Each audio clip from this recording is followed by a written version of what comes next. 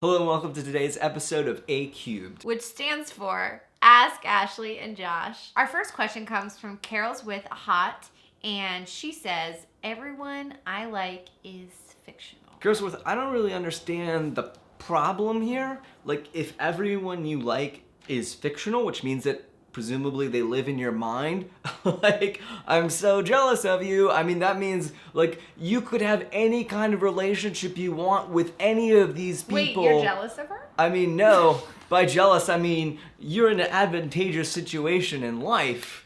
No, it's pretty I'm not awesome. jealous at all. You can date Edward Cullen, Jacob, Mr. Darcy, Augustus Waters. All at the same time, ladies. All right now at all once. Different qualities. In your mind. Our next question comes from Frantastic, who says, do you believe in love at first sight? You know, this is something people talk about a lot, and I believe that when you see someone for the first time that you're attracted to, you're attracted at first sight. That there's something chemically, spiritually, emotionally that you just zone in on that person. But love is something that happens after and that you work for. What about you? Do you believe in love at first sight? No. Our next question comes from Lumpson. And they want to know, how do I escape the black hole, aka friend zone? Probably a combination of persistence, dumb luck, and just breaking the person down.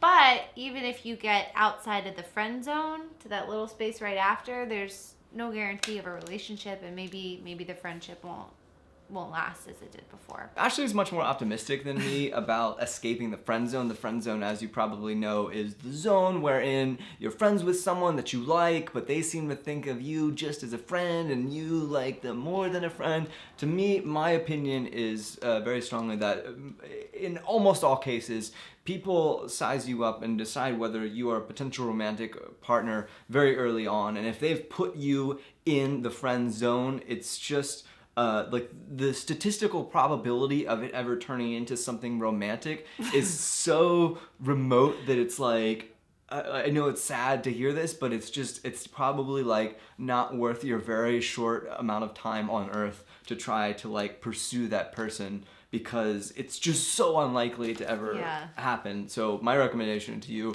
would be like, to say, okay, this sucks, I like this person, but I'm in the friend zone, I'm probably never gonna break out, and it's time to move on and realize that there's like tons of other, I wish I had a better metaphor, but fish in the sea. I would say there's other galaxies to explore. Don't focus on the black hole. Yeah. Oh, that's good, babe. That was good, because it was like space, galaxies. Ah, nice. I took Astronomy 101 in college. Our next question comes from Josh Miller. He says, my girlfriend wants me to be more romantic, but I have a really hard time trying to figure out things to do. Well, Josh, you're in luck, because Ashley and I are going to give you 10 suggestions for romantic things you can do. We're going to define romantic as like thoughtfulness. Thoughtful things that you could do, and we're going to assume like not expensive, not incredibly hard. Number 1, how about a nice handwritten note? Number 2, draw a stick figure picture of her that says you and an arrow pointing to it and then like a heart, and put it in her locker. Number 3, help them with a chore they don't feel like doing. Number 4, make some sort of food item for her. Josh, I know for a fact that Rice Krispie treats require literally only marshmallows and Rice Krispies melted together. Even you and I, Josh, can do that and make it in the shape of a heart, obviously. That's amazing. What's your favorite thing to bake for me?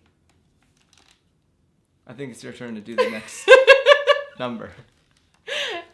Number 5. If you see a cool article online that you think they'll like, send it to them. Is that romantic? Number 6, offer to file her fingernails for her. Ew, that's so weird. Literally has never happened and never going to happen. Number 7, a foot rub after someone's had a long, hard day. Number 8, get her name tattooed on your arm, but don't get a permanent tattoo, obvi. Get one of those like 30-day henna tattoos and then just keep redoing it every 30 days and she'll think that you have a real tattoo, but it won't be permanent. Don't. Awesome. Number 9, buy them their favorite candy. Number 10, a scrapbook. Girls cannot get enough scrapbooks. Get like a notebook of some sort, right? Or you can just get regular paper and staple it together. And on each page, like glue or staple something like that creates evocative memories of your relationship, like a leaf from a park where you once walked, or like a ticket stub to a movie that you went to, or a stick figure drawing of her with a heart. Yeah, you could even brings it back paste to me. in, if you don't have a lot of handwritten notes, you could paste in text messages or emails or Facebook messages you've had between each other. Our next question comes from Nerdy Ballerina, who says, how do you know if you've been asked out on a date or just to hang out? We should hang out sometime, or let's get coffee is kind of ambiguous. If you show Sign. up and they're like, hey, I also brought my brother Liam to join us, then that's probably not a date. I always think something really feels like a date if there's a next time. If before you're leaving, there's, hey, so what are you up to later this week? What are you doing this weekend? Not even a direct ask, but just curious about your life beyond those 30 minutes or those 45 minutes. So for me, that's what kind of determines if it's a date. Our last question comes from Zito. And she says, my boyfriend is jealous. For example, he doesn't like me going out or doing things without him. I've never been anything but loyal, and he's gotten these trust issues from another relationship. How do I convince/prove to him that he can trust me? This is just a blaring red flag for me personally.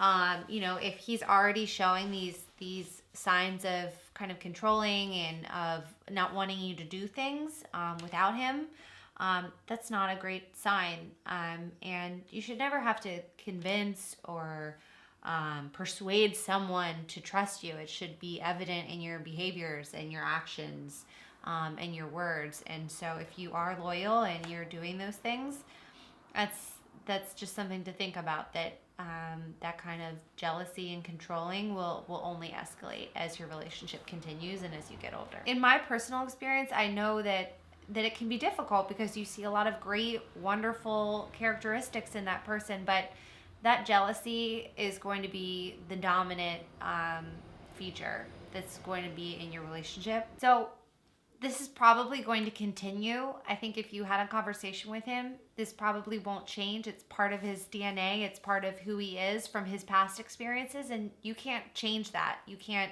fix him. You can't change him. He is who he is. And I would strongly recommend thinking about starting to move on and potentially date someone else, because believe it or not, there are great guys out there who don't have those kind of controlling, jealous qualities, and that's just one less thing you need to worry about. But it's really hard to talk about that, so thank you for asking us that question. Please subscribe for a new video from me every Tuesday.